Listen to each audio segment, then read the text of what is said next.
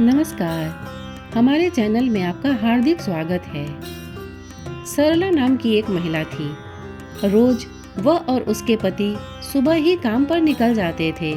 दिन भर पति ऑफिस में अपना टारगेट पूरा करने की डेडलाइन से जूझते हुए साथियों की होड़ का सामना करता था।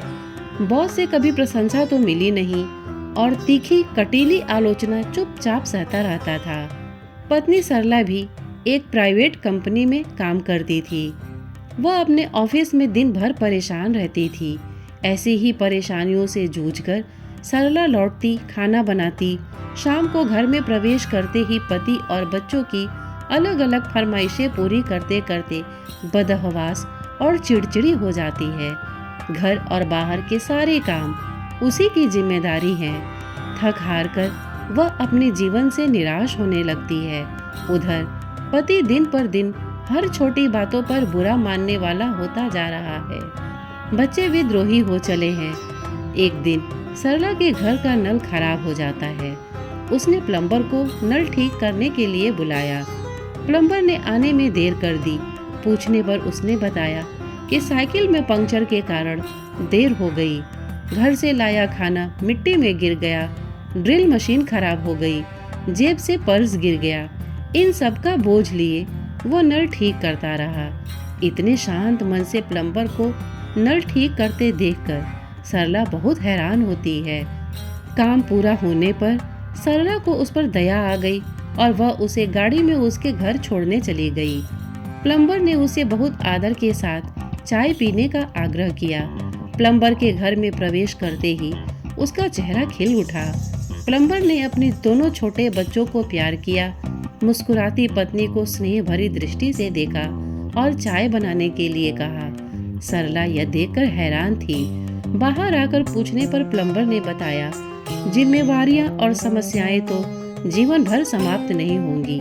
मेरे ठाकुर जी मेरी बहुत मदद करते हैं, जिनके कहे हुए वाक्य मैं सदैव याद रखता हूँ कि जो बीत गया अच्छा, जो होगा अच्छा और जो चल रहा है वो और भी अच्छा।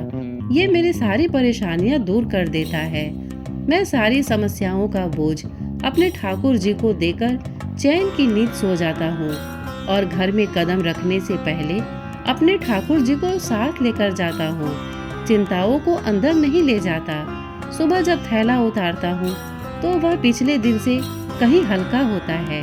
काम पर कई परेशानियाँ आती हैं, पर एक बात पक्की है, मेरी पत्नी और बच्चे उनसे अलग ही रहे, यही मेरी कोशिश रहती है। इसीलिए इन समस्याओं को बाहर छोड़कर आता हूँ। प्रार्थना करता हूँ कि हे भगवान मेरी मुश्किलें आसान कर दे।